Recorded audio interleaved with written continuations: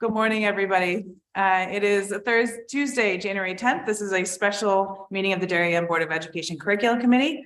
Our next meeting is scheduled for February 9th. This morning, we'll be discussing math acceleration and have an update on our SEL curriculum. So I will turn the meeting over to Dr. Tramberg. Good morning, everyone. It's great to see you. Excited to talk today about math acceleration. This has been a long time coming from what I understand. This work specifically is a direct result of a recommendation or a consideration, as we call them, that came from the Gifted Education Program Evaluation in June of 21.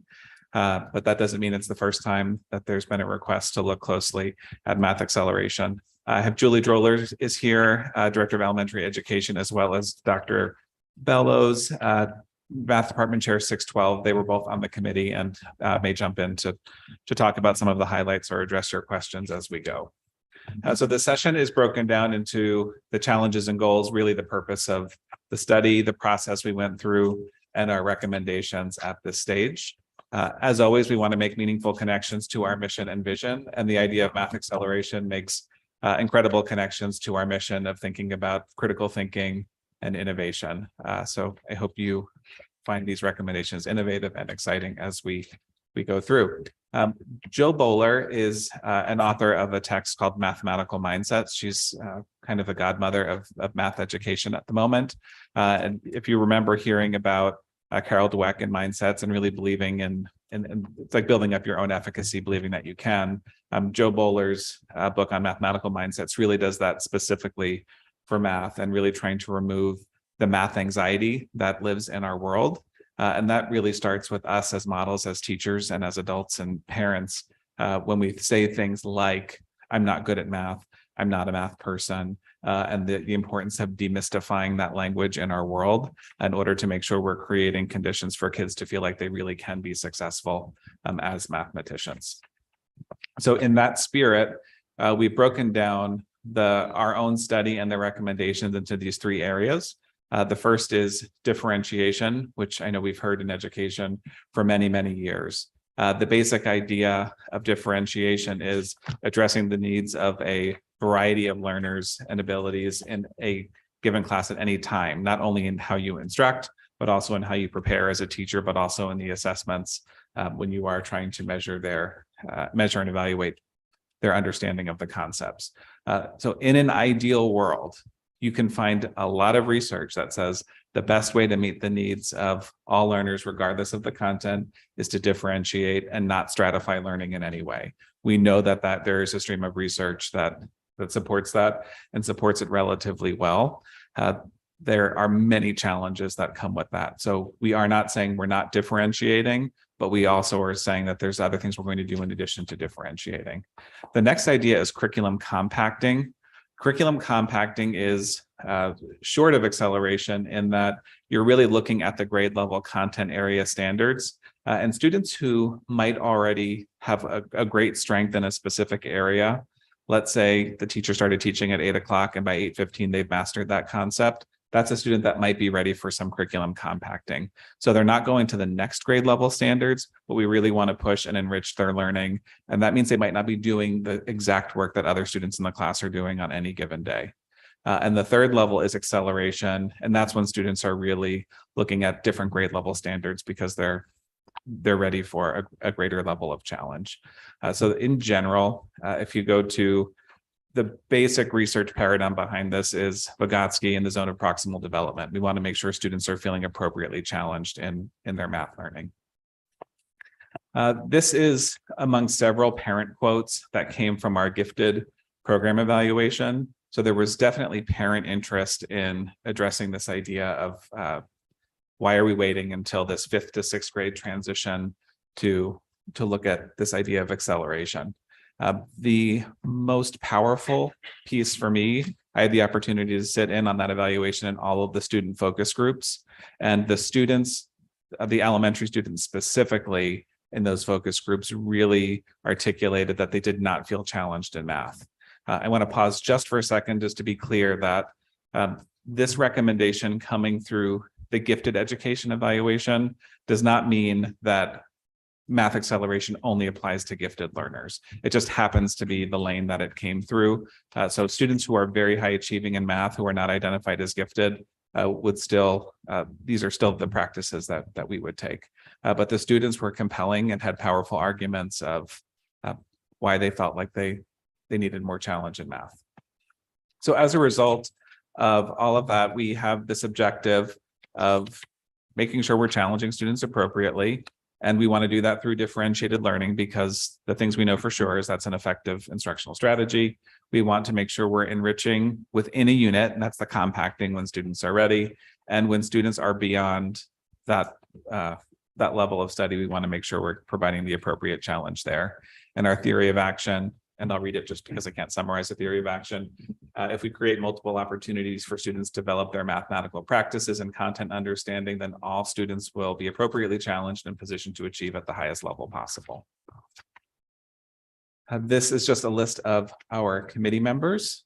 So this is not a tiny committee, but not a gigantic committee either. So when we look at next steps at the end of this discussion, the next thing we really need to do is bring this to a larger scale of involving many more teachers and our administrative team, so we can go into further detail with implementation.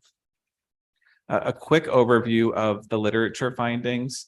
Some of these are pretty basic, but the important thing to know about the approach we took, we did not look at the research on leveling and homogeneous groupings. We really looked at the importance of acceleration and challenging students appropriately, because we could have created an entirely different, or looked at a different body of literature if we did that. So the importance of mastery: once students know something, we let them move on to the next level, not keeping them in the same level, and for lack of a better description, holding them back until more students are ready to move with them. Equity does not imply sameness. So we're not just working on getting everyone to the same grade level standards, but we want to provide that appropriate challenge for all students wherever they are along a continuum. The idea of accelerating. Here, this is important because acceleration research really dips into the importance of social and emotional learning and mental health. And we want to make sure we're accelerating students because they have, I'll call it, a natural ability and natural talents in an area, not students who are tutored for hours and hours, are doing additional programs. And I'm not saying that if a student does those things, they might end up qualifying for things like compacting and acceleration, but it's not the spirit of the research that's behind this, because of course, if you spend 100 hours doing something versus 10 hours, you're going to have a higher level of proficiency. The next piece is decisions really need to be data driven. So when we do come to the place where we're making the specific recommendations as to where students would be placed, even if it's temporarily, it's based on their performance, not on, well, we really want this next level of challenge. It's about the readiness for the challenge. And the other part that comes up a lot, not only in this idea of acceleration research, but gifted education, is the importance of the learning environment and making sure students are not only surrounded by supportive peers, but have a teacher who's creating those conditions where they feel supported and safe as well. This was our study timeline. We started in the fall of 2021 with our committee, and we did some internal walkthroughs to start because we wanted to base our questions and validate our thoughts of why we need this challenge based on what we're actually seeing and hearing. Next, we completed our review of literature. We moved on to some curriculum consultancy with our math and focus consultant. We did site visits and consultancies with other districts. We had our committee review, and we're a little behind because it's technically winter to this group. And we are thinking that a fuller board presentation after we address your questions could be helpful, because this is a big deal. And it's not a common practice. So if you're thinking, well, what are other districts doing? It's not this. So this is pretty unique to us. This goes into just a little bit more detail of what we did, the elements of the study. I'll also add here tri-state visits. So 2 of us happen to be on tri-state visits over the past year that were looking specifically at math programming. So that wasn't tied to what we're doing, but we certainly benefited by seeing what other districts are doing and able to see what the research was behind their work. So the recommendations, this goes back to the pillars of our research, are to really focus on providing teachers with high quality different professional development and instruction in differentiated instruction. The next is to curriculum compact, and that is creating actual within every unit of study, having an opportunity for students to compact, and it might be within a specific unit or over the course of several units, because there are times when we have shorter units in math and students might be compacting over the course of, let's say, something that's related to fractions.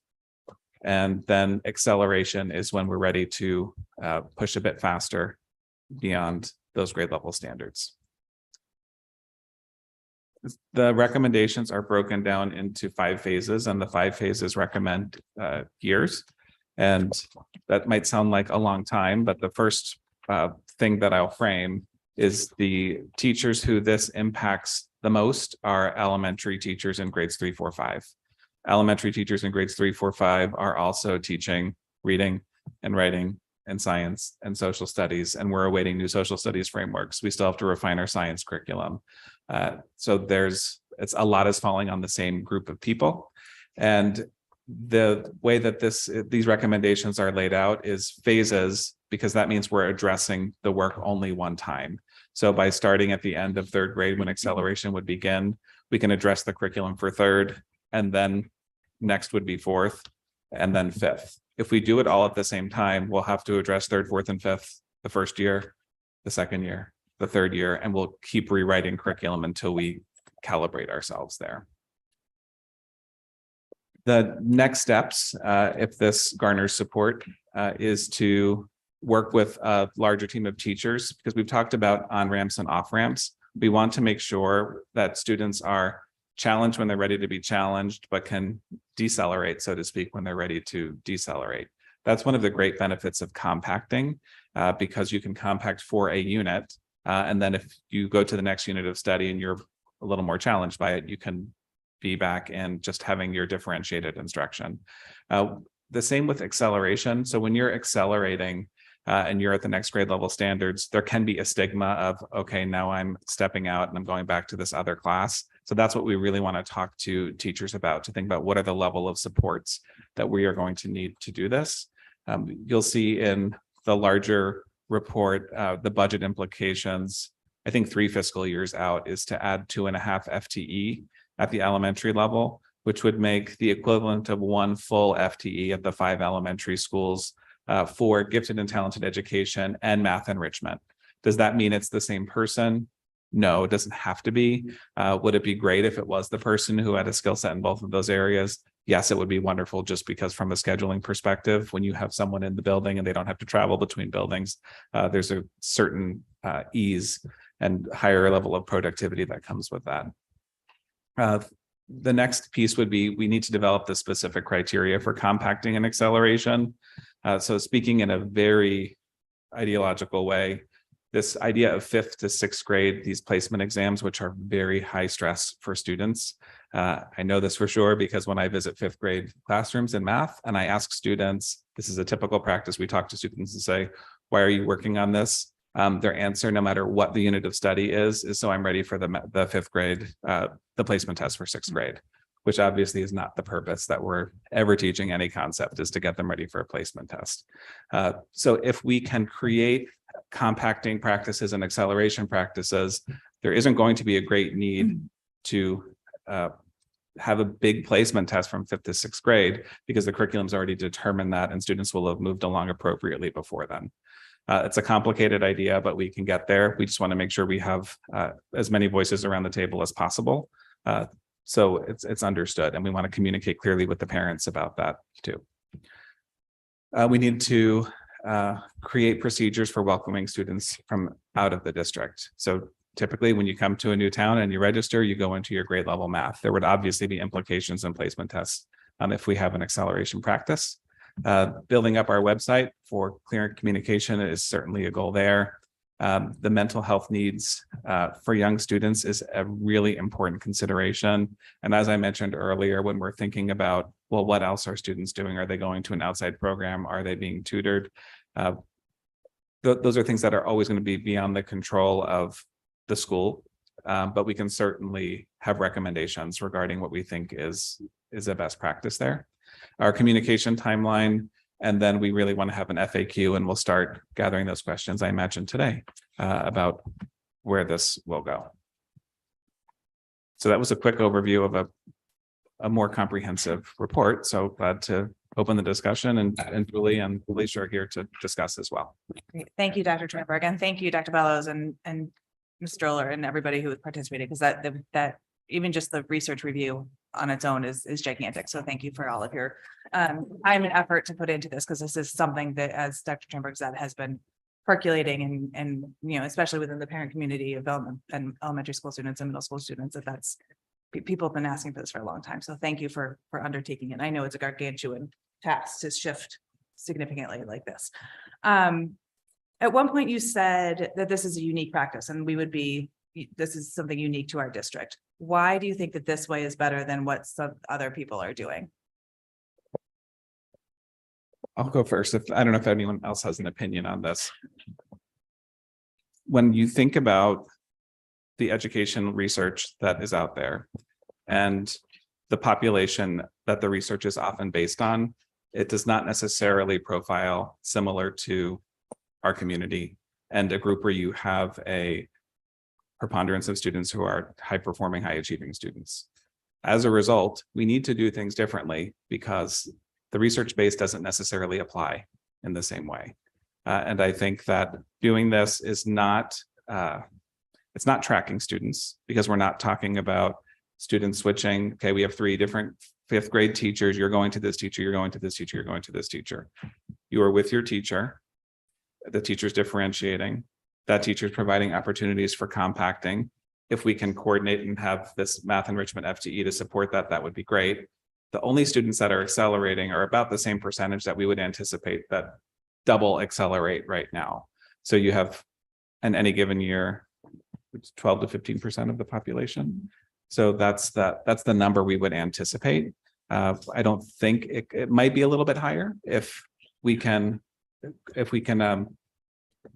I don't want to say catch the right population of students, but meet the needs of the students at an earlier level. It might be a bit higher than that. Interesting.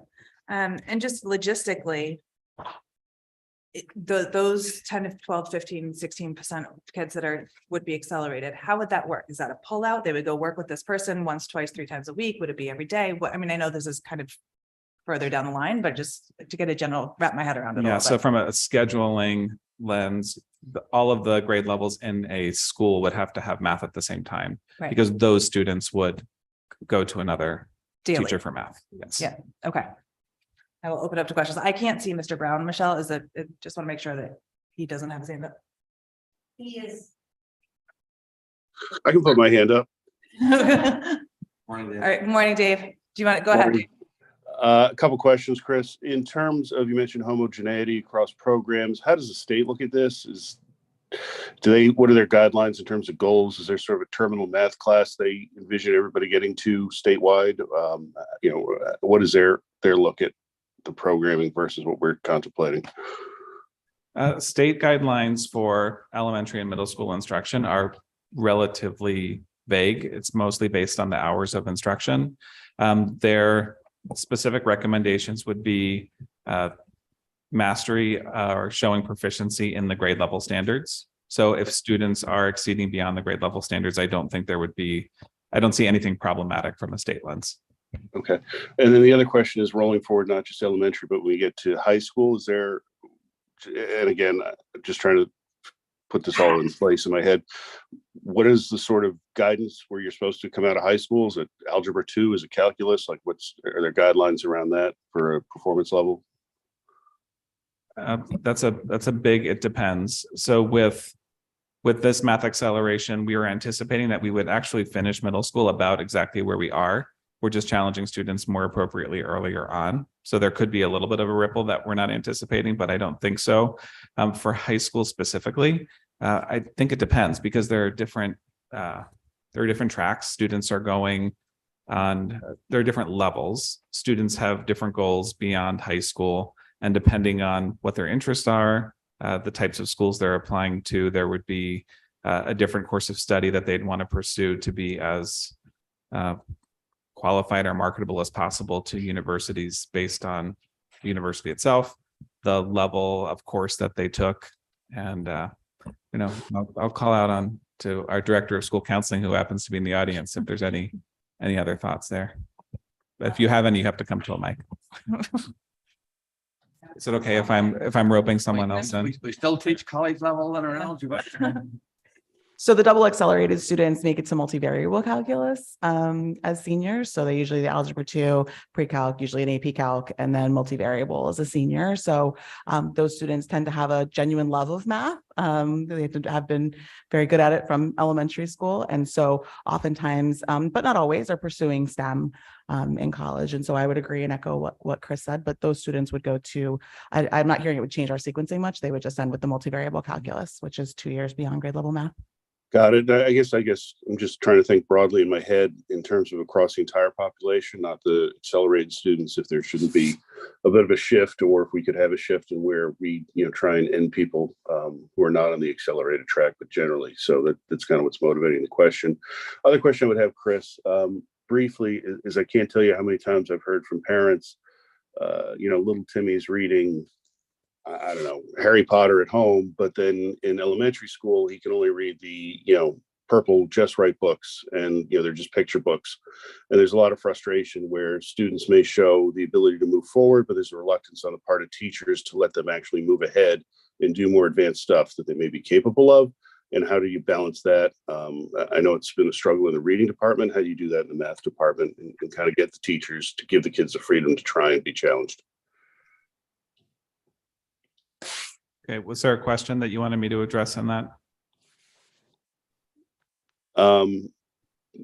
Yeah, just generally, like, how do we get the teachers to give the students the opportunity? Because I know there's frustration from parents in the reading department with the Just Right books that somebody may be reading ahead at home, but is held back in school because for whatever reason. So how do we do that in mathematics? How do we make sure the teachers are going to promote and ensure that kids are moving forward and being challenged? So in math specifically, the first layer of that is the high quality differentiated instruction for all students in every class. So when that is done well, teachers can plan for different tasks for students within any given class. For students who might not be accelerating, but are pretty high achieving with minimal instruction, they would have the opportunity to compact as well. Right now, we often rely on technology to do some of that enrichment.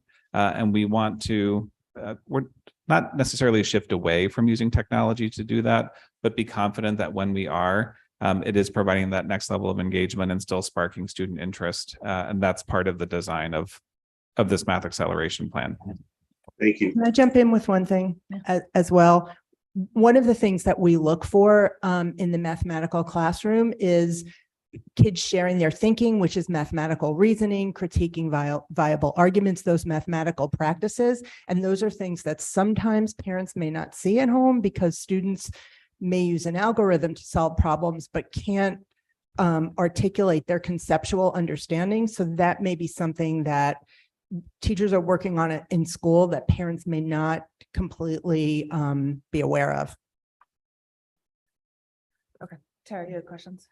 Actually, I don't have questions. I just wanted to say, thank you as someone who has been behind this math differentiation for the past 15 years. And I know it's started even before me. I would have liked to have seen it a long time ago, but I'm just happy to see it finally happening. And it's been very thoughtful, and you're hitting on all the right topics. And it is about challenging the kids that need to be challenged. And it's not about multivariable calculus. It's about, not that some of them don't end up there, but it's about those younger years and building their confidence to do things and getting them to work hard, because at a young age, when it's super easy for them, they never learn how to work hard. And it really affects them at a higher level. So thank you. Thank you. Julie? Thank you. I think I'm on. Thanks for all the great thinking and great work. So talking about what percentage of students we think will continue to be or will end up being double accelerated as they move into middle school. I wonder if we need to think about the kids who will now continue to tutor and do lots of outside work and also be more challenged and given more opportunity in the classroom in elementary school, creating more students being accelerated at a faster rate. I would expect that number to go up personally. I think we know our community, people aren't going to let up on the gas pedal just because they feel like there's more challenge present in the classroom. So I think we need to think about that. And I just want to make sure we're being super careful about how, and I totally appreciate that there's communication needs put on the timeline, because I think parent communication and involvement in this shift, if we do it, is critical. Like the theory of action, there's a term in there, the highest level possible. And that gives me a little bit of pause, because I wonder if it needs to be the highest level optimal, because the highest possible might be pushing people harder than they need to be pushed at times. So can you talk to me a little bit about how we are building in some precautions to make sure, or how we can look at building in precautions to make sure that people, I know they're on ramps and off ramps, but I know that people want to jump to the next challenge, and how can we be super diligent about not making it too inviting to be over challenged? Couple of thoughts and Can feel, yeah, if you want to jump in first, go for it. I can only speak to the 5th to 6th grade part or piece of it. And I think I referenced it last time when I made a presentation that when I started, there was one single exam that was placing students in double accelerated, and it was just from a mental health perspective, what I witnessed in the room of students in the cafeteria that were elementary age at the middle school, being tutored and crying, and their parents there dropping them off and taking a test, wasn't the best situation. We altered that to looking at LSATs and looking at a curriculum-based assessment that students took in the classroom. Still not the best situation. And we've made an additional adjustment this year to include more of a qualitative and quantitative approach to look at the whole profile of the students. And this was a result of visiting all the other districts and looking at their placement procedures. And it's not just a single test score. It's not studying for an exam, getting tutored. It's about the whole child and when is it appropriate, and looking at the whole picture. So as we move forward for the 5th to 6th grade placement, we're looking at a more qualitative and quantitative piece, and, going back and looking at the data and saying, how did they do in 3rd grade and 4th grade and 5th grade on the SBAC? And how are their LSATs now? How are their math and focus test scores throughout the year, in addition to their curriculum-based assessment and, some input from the parents and the teachers. So taking that 5th to 6th grade approach this year and looking at it moving forward into the elementary school program, I think will help alleviate some of the single tests, single moment in time. It's not tryouts for math. It's about when is it appropriate, So I don't know if that helps. There's a balance too of, I understand the importance of working hard. But there also has to be times where students perform with a sense of ease, because that goes back to the zone of proximal development. If students are working too hard all the time at all the things, they're going to be stressed and they're not going to be productive. So I think you have to look for, well, where do students have, are students working hard in English and in math and in science and in social studies?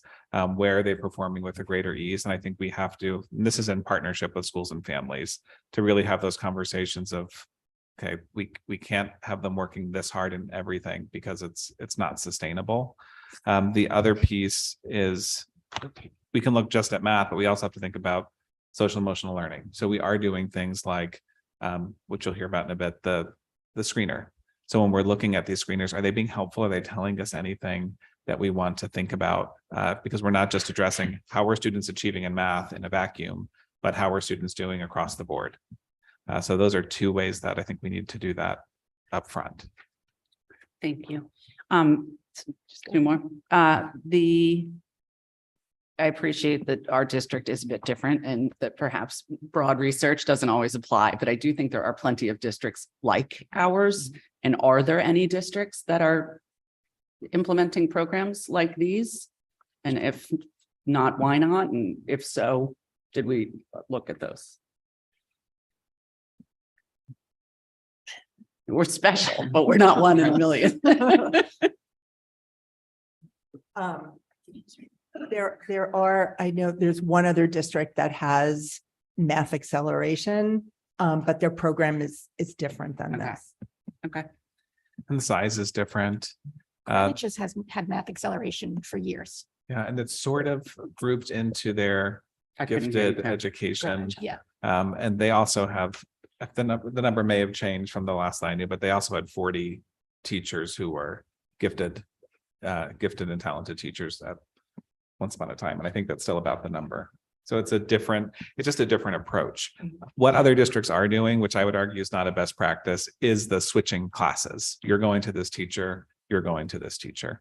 I don't think that there's plenty of research that would suggest that that's not the best approach. And sorry. sorry, one last, Yep. I'm still having trouble wrapping my head around compacting. Can you just, is that like, I finished today's work, so the teacher kind of slips me tomorrow's work, or? No, it's a more complex version of today's work, but still grade level standards. So if Digging deeper, right? yeah, so if students are working on adding fractions and they are at the point where they've done some of the conceptual understanding work and they're doing some of the, I'll say grinding it out problem work, but the student can already do that, but they might be doing something more with creating, using adding fractions. Thank you. And Chris, and correct me if I'm wrong, the compacting, although maybe we weren't calling it that has been going on for years. That's not formally, there's certainly Right. some people will say that's how they're differentiating. Yes. So we're trying to be clear with when is it differentiating, when is it compacting? Mhm. And the simple answer to that is it's based on assessment. So in order for a student to compact, we're doing some type of a pre-assessment. It doesn't mean they're spending 45 minutes taking a quiz before they're going into a new unit. It means that there might be one question that we're going to use to say, okay, these kids have had 5 minutes of direct instruction on this. Here's a problem. And the students that can do that problem, boom, they probably don't need to sit through 3 more lessons of direct instruction to show the level of complexity with that concept. I just have a quick question about in the memo, phase 1 next year, you're going to establish a vertical math team. What is that? What do you envision? Who do you envision being on that? So I would say some members that have been on the acceleration committee, this is not limited to math, but we should have some more organized vertical teams in the district where we would have elementary, middle school and high school teachers, especially teachers, that come together several times a year to discuss the alignment of and preparation of students across. That was the board. answer I wanted, the teachers, not Yes. administrators. Yes. Thank you. And going into the budget implications, I just want to make sure that whatever you need for next year is included in this year's budget or the proposed Yes, budget. everything that we would need for this next level is in RC 19. Okay, awesome. Any further questions? Dave, are you good on this? I'm gonna assume he is. Thank Okay. you. I'm good, thank you. Thank you, everybody. I very much appreciate this. This is great. And you'll bring this back to the full board eventually, soon. Well, yeah, that's the question in terms of moving forward, having a tacit understanding from the board that there's a relative understanding this is the way we're going to move forward. So if that means we bring it to the full board to receive that feedback or otherwise, then that's what we should do. Yeah, I mean, I think it would be my suggestion that and I assume Dave jump in if I'm not understanding correctly, but the 4 of us are in support of this and we should move forward because this does have budget implications for sure. So I'm I'm in support. I agree. okay. So we do need to bring it to the full board and just fully explain that if we say, yep, this is the way to do this, please go forward with the phase. We need to redo the entire presentation. I don't think we need to redo Okay. the whole All right. presentation. I just, Okay. the bullet points and this That is, might not show because up then. hopefully the other 5 members have watched this presentation. So, but just bullet points so the public knows saw what's it. going on.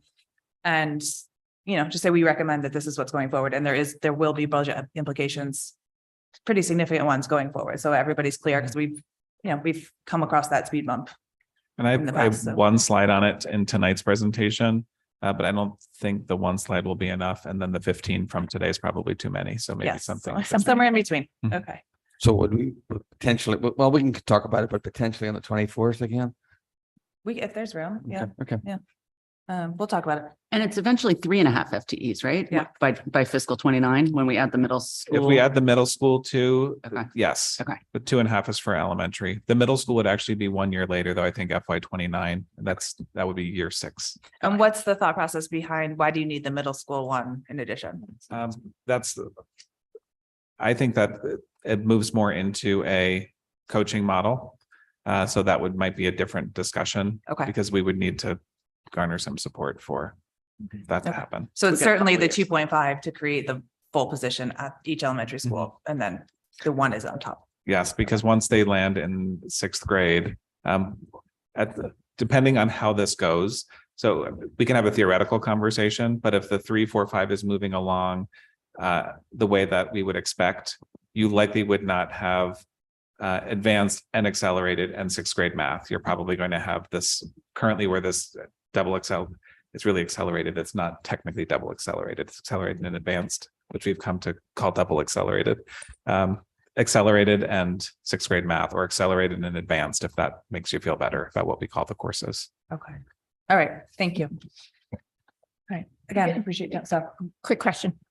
So your thought process is if this works that way, it would no longer be that 1.5 years in 1 year because the kids would have already had a lot of the concepts and therefore, Exactly. yeah, So it's just a regular year of math. It's just advanced, yes, it's less units, so they should be able to go much deeper. much nicer. Mhm. okay. Perfect. Thank you. Thank you. All right. We will move on to our second agenda item, the SEL update. Thank you, everybody.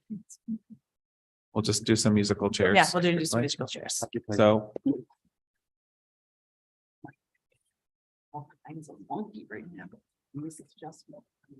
We've got some new guests. We got Mr. Mazzoni, Mrs. Emmanuelson, and Dr. O'Keefe. It's okay to sit at the other side over here. Yeah, you can- It doesn't matter. It's just You easier don't need too. to- I could take my name tags. but- Mm.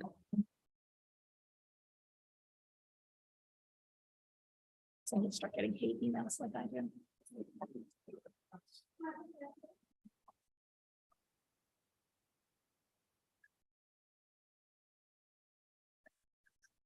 I'll squeeze in. and I'll talk a lot less during this one. This is really an update and a share of some of the great work that's happening around the district regarding social and emotional learning. We know how important this is and how it really is interwoven into everything we do, and it's in the interactions that we have with teacher to student, student to student every day. And Ruler has been an important way that we're taking a global approach to this. So you'll hear quite a bit about Ruler and some of the other aspects that are happening with SEL. And so we'll start with elementary, and I'll turn it over to Julie. She'll talk about Ruler implementation as well as responsive classroom. And then we'll go to secondary and then look a little bit at the SEL screener, since we did have the first. Great. Thanks. Go ahead. Good morning again. I'm going to start with responsive classroom. As you know, we implemented responsive classroom when Dr. De Silva was here. So I think it's probably about 6 or 7 years right now. Responsive classroom has a very prescribed professional development format. It's 5 days of training. And it was very challenging for us. We had some people trained over the summer, and we tried to do it throughout the course of the school year, but it took up all of our professional development days, which, as we already mentioned, teachers have so much on their plate. So we were very fortunate to find a consultant who is a responsive classroom trainer who is doing private consulting. He's working individually with each school, which is a really lovely model because the principals and the leadership teams in each building have been working with him on the unique needs of each school. So he's been primarily working with new teachers, some special area teachers, teachers who have not received a responsive classroom training. He's done some work with lunch monitors, looked at recess, hallway practices, some of those areas that without getting into the schools and working, embedded with the staff is hard to do. So he's done some teaching content and some modeling. He's been in classrooms, he's been coaching teachers and providing feedback, and then working closely with leadership about how they can follow up. So it's differentiated based on teacher needs. Some of it is teacher language, reinforcing, reminding, redirecting language, some interactive modeling. Most people are really good at morning meeting. That's when we think about responsive classroom. That's the piece that everybody is taken on. But for some of our newer teachers, there's a specific structure, and he goes over that. He's been working on managing challenging behaviors, some routines, some closing circle, and we've been working with him, for about 1.5 years. And next year we have already contracted with him to do some additional PD with our paras. So that's been really successful, and we're very fortunate about that. So this has been a way for us to continue with responsive classroom without taking teachers away from all of the other professional development for the rest of the year. So for example, if you have a new teacher and you want your new elementary teachers trained, they would not be able to participate in any other professional development for the whole year other than responsive classroom. So this is all of the principles, and I think the strength of it is actually it's largely in classes. Right. And How often is this person in the buildings? He's been in he does half days in each elementary school. So I believe it's about like 4 days, and it's been so successful that people have been asking for more. which is rare that we Yes, get requests for. It's very rare. And it also helps that he's in classrooms with our sub issue as well, because he's actually with our kids and, with teachers. So Ruler has been very successful in year 1 of our implementation with students. And I'm going to talk first about the feeling word curriculum in K-5, because that's pretty unique. We developed that. Ruler does have a feeling curriculum, and our teachers over the summer looked at the suggested words and chose 1 word per month for each grade level, so that by the time kids leave our elementary schools, they'll have a fairly robust vocabulary of talking about their emotions. So they spend a whole month, they do read alouds, they do various activities, they plot the words on the word meter, on the mood meter, excuse me. And it's just a common language that everybody on the grade level has. So that's been very successful. All of our classrooms have created charters, and this also aligns with responsive classroom, where kids think about their hopes and dreams, which tends to be more academic. Classrooms are, how do we want to feel, and what do we need to do to support each other so that we feel that way? So these are just some really nice examples of how different teachers and classes are creative, and it just shows that it's the same outcome, but everybody has their own kind of style, which is really reflective of kids in the class. And I'm going to pass this on to my colleagues to talk about what's happening in secondary level. So similarly, we have created charters at the middle school level as well. This is an example of grade 6 decided to create their own grade level charter. So they all worked in their teams and narrowed down their words and their action steps that they would take in order to feel this way. And 7th and 8th grade, they did it team-based. So a lot of it was actually incorporated into their team days. So if you follow my Twitter, there was tons of pictures of them creating their team charters. I've seen kids in the classrooms, they are, referring to their team charters or talking about how they want to feel in the classroom. And I think this was a really great starting point for middle schoolers, because it does set that expectation as well, and talk about the community level and how all of their actions have impact on the people around them. So this is an example of grade 6. Good morning. What you see here is the high school faculty charter, and this is something we created last year over a number of faculty meetings. And like Julie and Caitlin have said, it's the questions we asked is, how do we want to feel when we're at DHS? And what are the specific actions we can take to help us feel that way more often? Teachers have taken that into classrooms as well. It's a bit different at the high school, just because our students take 7 classes or so. And so Though the feedback we've gotten from students and teachers have been great, that their classroom charters are going very well. To have 7 different charters in their classroom can be a lot. They're all a little bit different, but largely very, very similar. So our goal for the rest of this year is to create one school-wide charter, much like 6th grade has done at the middle school. And that's something that our school climate team is working on, creating advisory lessons just to make sure that by the end of the year, we have achieved our goal of creating one DHS high school charter.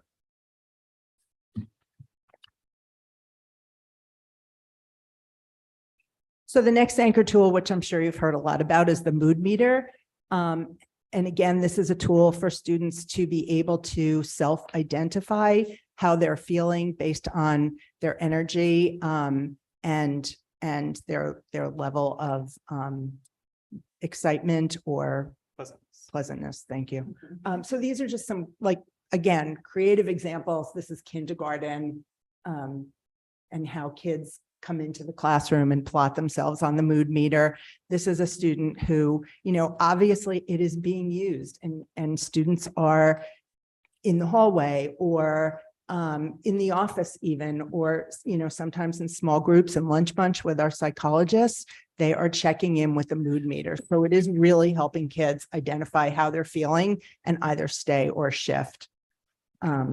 These are some other examples. Again, just everybody is kind of making it their own, and they're embedding the feeling words as they plot that on the mood meter. This is Caitlin. I don't know if you want to talk about this. So the picture is prior. Getting middle schoolers bought into talking about their feelings can be a little bit challenging. I lovingly refer to my middle school children as my moody little lover, like love bugs. It's hard. So that was actually some mood meter charades that we were playing at the beginning of the year to really get them to act out everything. And also get kids to understand that a mood is going to look different on a different person. So while you might perceive they're feeling a certain way, they might be feeling another way. In this photo, this was part of our professional development day. We did some team building activities because it's important that we're building the social emotional competency of our staff first so that they can address the social emotional competency of our students. So we had them all dress in mood meter colors and we created teams and we did some team building activities. There was a lot of blue. As for Darien. I think they didn't know why they were wearing the They did colors. not know. We didn't want to tell them. So I didn't want you to see like the teachers in red and think, okay. well, look at those. Why are those teachers in red? So yeah, the prompt was come wearing a solid one of those Gotcha. colors. Okay, that was my question. There's lots of blue Darien Yeah. colors. Okay. It's not that they're all just masked. It's not that they're feeling blue. And Caitlin, the slide before that, I think that was middle school, actually. Yes, that was. Yeah. We were playing charades at the beginning. Yeah. And if you just want to go to the next slide, I think everybody's seen those great backpacks, but These are so cool. Yeah, so that's what we've been really trying to focus for our staff. We are doing advisory lessons where our ruler team has created advisory lessons that are addressing lessons within ruler. We're making it our own, giving some teachers some of that autonomy to deliver it. But one of our focuses at the middle school is to really embed ruler into our classroom instruction. So this is an example of our art teacher doing that. In music, we're trying to work with using the mood meter language to teach dynamics in music. How does this music make you feel? Or what do you think the composer was trying to emote through this? In social studies, really talking about that social awareness piece and, why is that so critical? So this was an example. It was tweeted out by Mark Brackett. So it's pretty cool. Thank you. So this is a picture of our giant mood meter in our wellness center, which Meg will talk about in a moment. But the mood meter at the high school is used in a number of settings in a number of different ways. First, during guidance seminar, something else Meg will talk about in a moment. Our counselors are using this in small groups of students to check in with students. And like Caitlin and Julie have said, to help them understand how they're feeling, why they're feeling that way, and how to regulate it. Our school psychologists are using this in small group settings and one-on-one settings, the school psychologist's office, and our teachers are using this as well. Again, with 7 classes and 4 classes per day in the block schedule, doing the mood meter at the start of every single class can get a bit stale and it loses value after a while. So though teachers are using this tool in classrooms, it's one of many tools that they're using to check in with our students. And we've had faculty meetings teachers coming up and sharing their way of checking in with students at the start of class or the middle of class. And so pretty much our teachers have a tool bag of ways that they can check in with students and change their teaching methods that day, check in with individual students, have conferences, just based on, keeping it, changing it up and not just seeing the mood meter a couple of times, 4 times per day. The blueprint at the high school, this has been a very useful tool for us in terms of conflict resolution and mediation between students. So we've used this in a lot of different scenarios. So we've used this between 2 friends, between 2 students who we wouldn't consider friends, things that have happened in school, out of school, and online. And the process is there is a pre-conference in which both students meet with one of our support staff. It's usually been our social worker, Sam Parton, to talk about how they felt during the conflict, why they felt that way, but then more importantly, or just as importantly, how the other student felt and why they thought they felt that way. And so there's a lot of work done before the meeting, and then they actually have the meeting together, and students are allowed to bring in any adult they want with them. It's still run by Sam. And really the goal of that meeting, again, is to understand one another, why they felt that way, and what can you commit to in order to making sure that person doesn't feel that way again in the future. So it's about that commitment moving forward. And, kids don't walk out of this process as best friends, but they walk around with they walk out with a better understanding and a commitment to helping that student feel the way they want to feel moving forward. And we've been very successful. We used a number of times last year, a number of times this year as well, and we'll continue to use it as we see fit. Good morning. And I just wanted to tack on that common language piece. Like, it has been so cool to just walk down the hallway and hear a student being like, how are you? And somebody go, kind of like a 4-2, or I'm kind of a little yellow. And they're starting to develop this common language. And I think, probably my elementary, middle school colleagues would say the same. And so, and even staff, like I hear that even amongst my team too, like, okay, I'm feeling a little like red after that meeting, or, so there's some common understandings that are happening around emotion, which has just been really cool in the short time we've been doing it. So the DHS Wellness Center has certainly been a passion project for our team. It is, as you probably know, in the space that's formerly called the Chill Zone. It's open just during lunch at this point. So 2 hours a day, staffed by our clinicians. So all of our school counselors, our school psychologists, our social worker, our speech language pathologists take turns staffing it throughout the 8-day rotation. And that was very deliberate in the sense that while it's not a full-on clinical space at this point, where there's not necessarily, we don't have a separate clinical space happening right now, the people who are staffing it have a clinical lens. And so certainly if a student, comes in and seems distressed or seems like they might need additional support, there's the people who are there staffing it just have that lens to be able to, bring that student to a space that they need. But right now we're seeing about 50 kids a day using it, which has just been awesome. And it really is being used as a place to take a break and a breather from their academics. With the students, controversially, it is a cell phone free space, but I will stand by that and defend that all day long, because they are detaching from some of the things we need them to take a break from. So they're not on social media. They are not checking Aspen. They are not doing homework. We've identified the spaces in the building where they can go to do that if they need to do those things. They're talking to each other, which has been awesome to walk in and see students just chatting while they do a puzzle. Those kinds of things are happening, which has been fantastic. There has been a wonderful cross-section of students. Students from every group you can think of in Darien High School are interacting and sharing that space. And so it's just been really rewarding. We have I can't keep them in hot chocolate. We've got hot chocolate and tea going. They've all learned how to use a Keurig, which was super fun. So things from puzzles and board games and lots of art pieces to the mood meter. You'll see students standing at the mood meter talking about how they feel. They have a place to post positive posts. It's a take one, leave one, where they're just putting encouraging messages on index cards and putting them on a bulletin board, and students are taking them and leaving them as they need to. And we have zoo cams in the background. So that's been fun fun. It's just having, you know, a cup of hot chocolate and watching the hippos. So it continues to be a space that evolves. We're, you know, looking at some different furniture, and students are certainly free to making their suggestions, including wanting to use their cell phones, which is not going to happen as long as I'm involved. But it really has been just, it's been really awesome just to see the way that it's evolved. We've gotten very positive feedback from students, and I think it's meeting a really cool need at the high school. So we're super proud of it and look forward to growing it and watching it evolve into all it can be. Next slide, please. This is Daisy. Daisy is actually, as we speak, heading to the high school. This is Daisy, the therapy dog, and our assistant principal, Kate Demoulas. So we have therapy dogs come about once a month to the Wellness Center. So that's always a big hit with students. And so, you know, example today, we're doing some midterm de-stressing activities, relaxing activities, and Daisy will be there today. So that's been awesome. And then we're doing some things today. We're painting kindness rocks. The gyms are open for badminton and basketball and a little bit of physical break during midterms. So we're, you know, always thinking about ways that we can help our students to decompress a little bit. But that's Daisy. She's one of our favorites. Guidance seminar. I think we are in the 10th year, I believe, of guidance seminars. This is a very well-established program.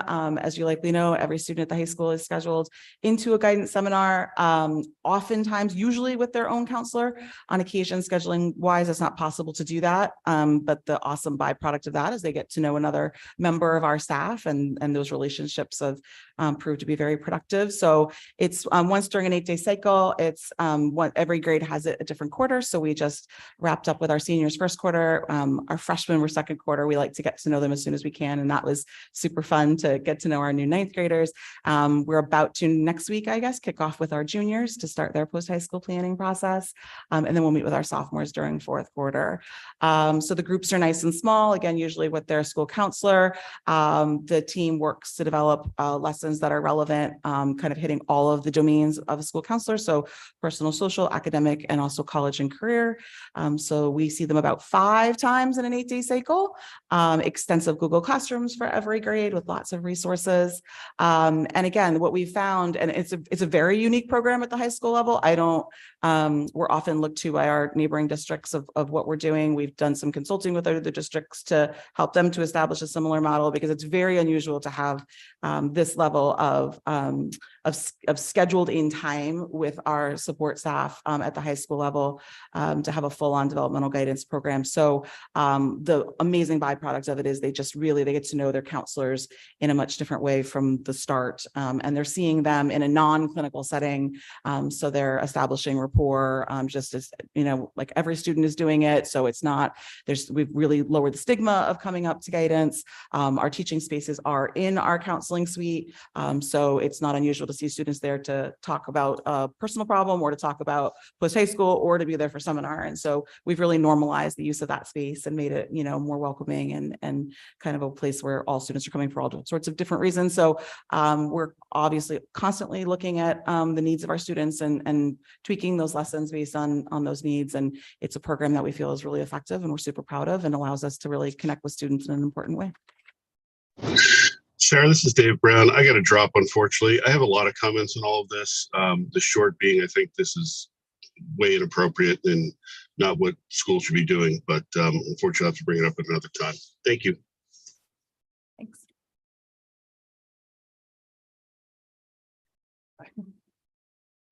So our universal screener, the DESA Mini, as you know, we are participating in the 3rd cohort that the state has offered. They partner with Aperture to administer this universal screener. We are doing it in grades K-8. It's something that teachers complete just to get information about students as aligned to the CASEL standards. It's 8 questions. It's very quick. The good news is it's been affirming for us. There have been, and I spoke to all of the principals, there have been no students that bubbled up that were not already on our radar, either through IEPs or kids that were working with the psychologist through Lunch Bunch or through SRBI. So there have been some plans developed, but it was just more affirming. The full DESA, which is 70 questions and more comprehensive, provides more granular information. And teachers did implement that on students that came up as like needing some additional support just to provide that targeted plan. But it's been something, we administered it once so far and we'll administer it in the spring. And it's helpful just because it gives us like that baseline.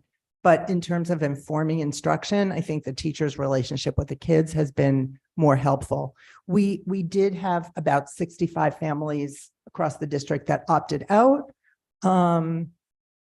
So that's where we are with that. And finally, and I don't know if Chris wants to speak to this, but we've done some considerable work on the SEL website. So we have an SEL website.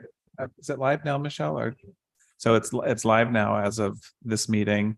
There's a landing page for the SEL website, and then there's 3 different components to it. There's resources for staff, for families, and I'm missing the other classroom. So that speaks specifically to what's happening in the classroom. One of the important pieces of that site. So here's this is the landing page. That's the CASEL's 5 core SEL competencies. This is really important. We say CASEL all the time, but at the core of this are these 5 things: self-awareness, self-management, social awareness, relationship skills, and responsible decision-making. So those, when we talk about SEL, that's what we're doing.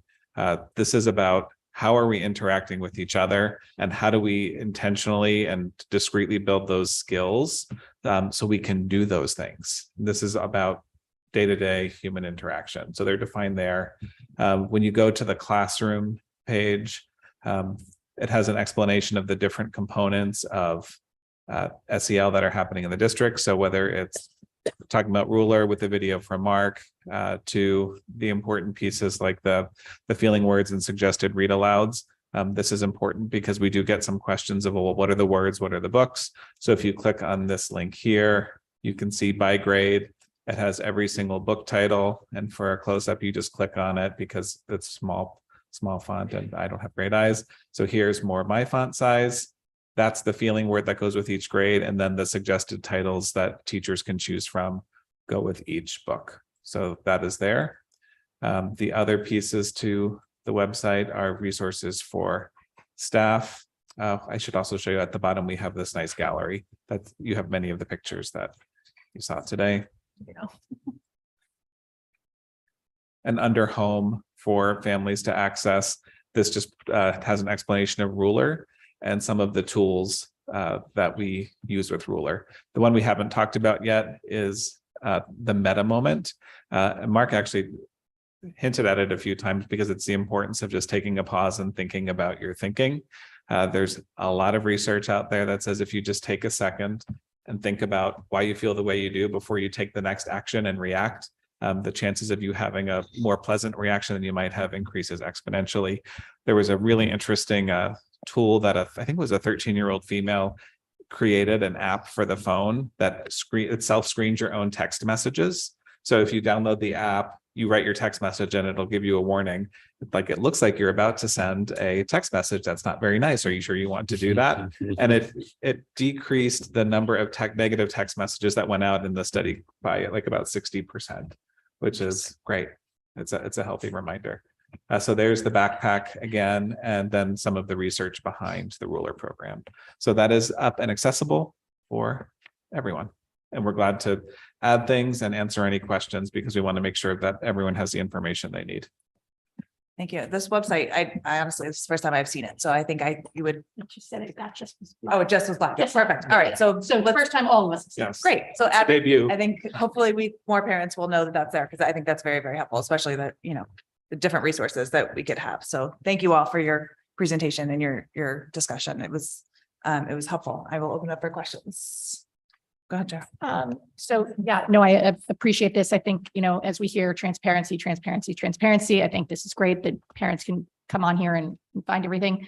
I have mixed feelings. One, I'm all about vocabulary when it comes to emotional intelligence. I actually downloaded the app and check in, and I've got clients using it as well. So I think it's great for your own personal sense to know where you stand and learn that vocabulary. I'm getting some feedback from parents of children saying like, it's a little too much. Like, it's like a constant being asked how they're feeling. So they're feeling a little overwhelmed by it. So, take that for what it is. Maybe it's just, maybe every day is too much. Maybe, hearing it from this person and this person, like you said, 7 different in different classes. And the Wellness Center, I really appreciate the photos. It was nice to see the kids. In fact, I just texted my daughter and said she should go by and see the new fee. Thank you. Julie. Thank you. I wanted to see the words, so I can't wait to go in there and check those out. Thank you so much. And Dr. Adley, I think Daisy needs to come to the next Super Saturday. I think we need a Daisy break on Super Saturday would be a big ad. Thank you for all of this. I had a couple of questions. How did we approach similar situations before we used Blueprint? Is that just a completely game-changing approach to managing conflict, or? So the change is it's much more focused on how we were feeling during it and why, and trying to guess why the other person was feeling the way that they were feeling. So Okay. the big change, I think, with all this, I mean, this is not the first time that our teachers have talked to students about how they're feeling, but just the focus on the why and how'd you regulate it and what can we commit to in the future is the different part. So I'd say the emotional vocabulary part of it. And, not with every conflict do we bring students together. If there's and this is part of the Ruler website, and Mark Brackett talks about it too, that if there's a power dynamic between the students, it's not good to bring them together. If both students haven't agreed to, yes, they want to mend a relationship in some way, it's not good to bring them together. And so it really helped, I think, us as well understand when it's valuable and when it's not valuable to actually bring students together and do something like this. But I'd say the biggest change of those conversations is, it's always helpful to have a protocol. So, in the Blueprint, there is a talking item where you can only talk when you're holding the item. So it really the adult running it really makes sure that everyone gets their voice out and they're able to share what they would like to share, just to help the student understand how they're feeling and why, so they can move forward. So I'd say it's a subtle shift, but the protocol helps. The understanding when it is best to do something like that helps, and the focus on the emotions and how we're feeling and what can we commit to make that person not feel like that again in the future. Just add that there's often a strategy of avoidance. So once there's conflict between two people, you do everything you can never to see them. And we're never having classes together again, and we're never talking again. And we're going to create paths in the hallway. We're going to create safety plans. Sometimes those things are necessary, I understand. But when possible, can we engage the people involved in a conversation? And is this a relationship that we want to heal? It's a question that we have to ask a lot more than we have in the past, because especially this happens in elementary school a lot. This idea of these two children can never be together again. Like, okay, they're kindergartners and we have 13 years together. Like, we need to work on, let's heal this relationship. So we haven't gotten to the Blueprint yet at the elementary level, but it'll just be a more formal protocol of trying to do that. And it's not at the middle school level yet either? No, not yet. Okay, so probably there. Yeah. Dr. O'Keefe, how does middle school currently handle conflict between students? So we haven't fully implemented the Blueprint yet. We wanted to ease in and focus on 2 anchor tools with the middle schoolers first. However, I can speak like very informally. We are using a variation of that Blueprint when we're conferencing with a conflict with kids after something has happened. Middle schoolers tend to need to have a little more time to cool off before they're able to come and have that conversation.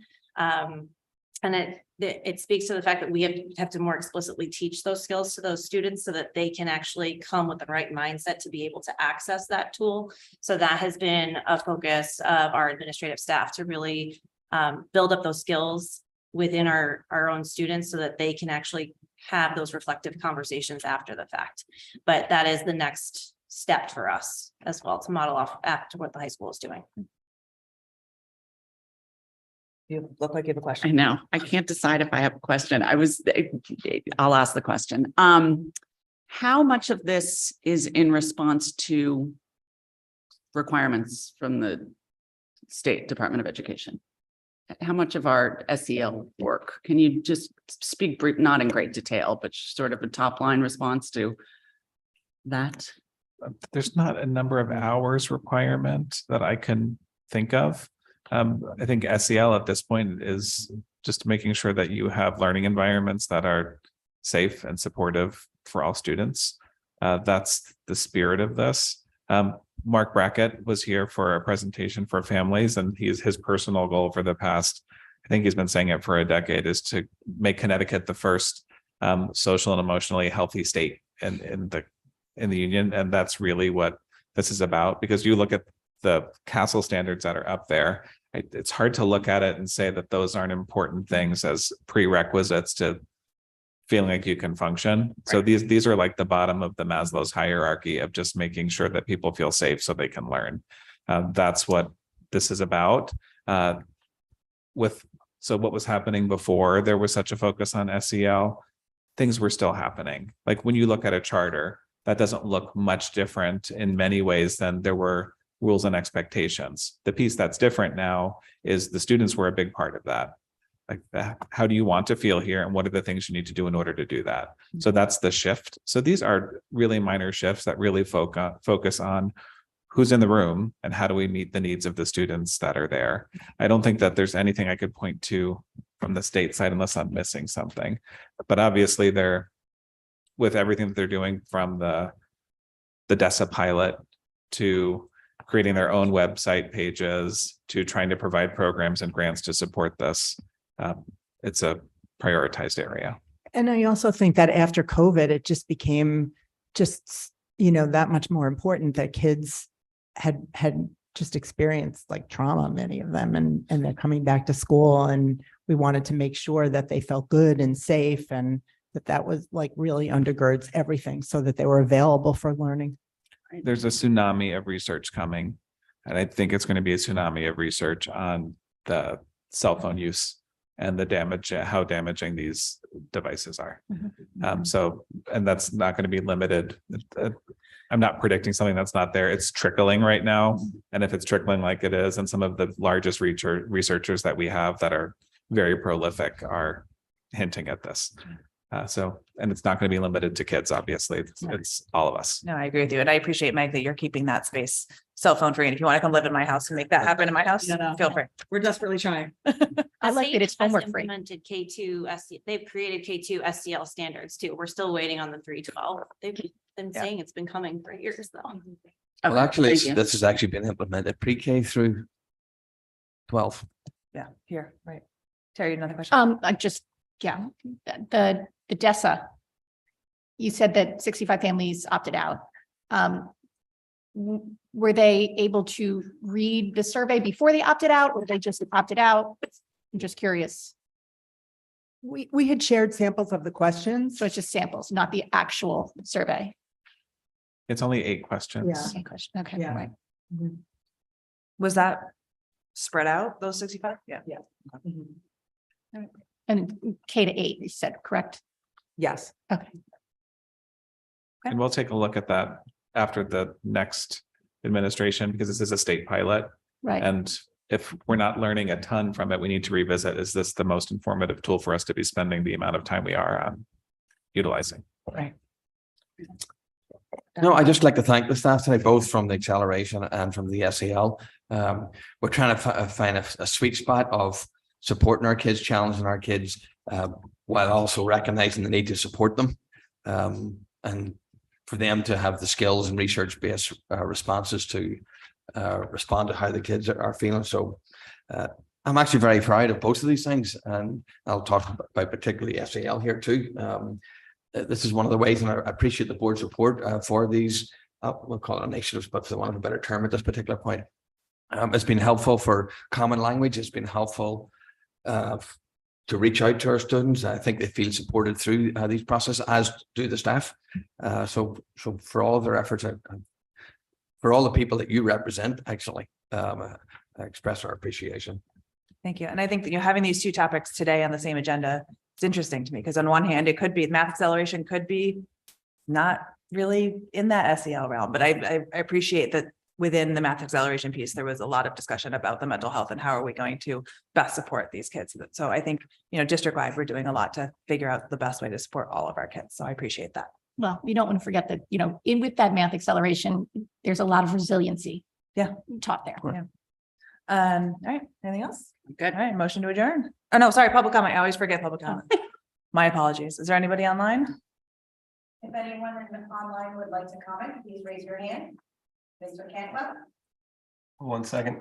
Can you guys hear me? Yes, go ahead. I'm sorry, I wasn't sure how to raise my hand there. I just needed a second. I just wanted to thank you. This is Michael Campbell, by the way. I'm at 6 East Trail. I have kids in Tokenique and MMS. I just want to thank you for the math acceleration addition to the program. It's something I really wanted a long time ago, and my kids are a little too old to take advantage of it, but it'll be good to see others being able to do that. So thank you very much for that. I do have some concerns about the SEL program. I'll go through them really quickly just so you can get a sense of the overall concerns. Number one is just how much time is being spent, and time in school is very limited. Kids have a lot to do. There's a lot of other things that they should be doing, like spending time with friends and getting exercise, and there's just so much competition for scarce time, and I'd like to know how much time is being spent by both students and teachers and everyone else going through this kind of thing. My own kid has come home and said, they keep asking me how I feel. They keep asking me how I'm feeling, and I'm feeling stressed because I need more time to study, and I'm not ready for my math test, and so that's how I'm feeling it. So there's a point at which it gets to be too much, and I'm not sure what that point is, but I think we should all know exactly how much time we're spending talking about feelings and having kids looking inwardly all the time. That's too much of that is not a healthy thing, to constantly sit there in your chair and feel the pressure of the chair on your body. Focus on that and see how long it takes you to feel uncomfortable, right? Sometimes you just need to, think about other things and other people and move on instead of dwelling on your own feelings. So there's the time that is number one.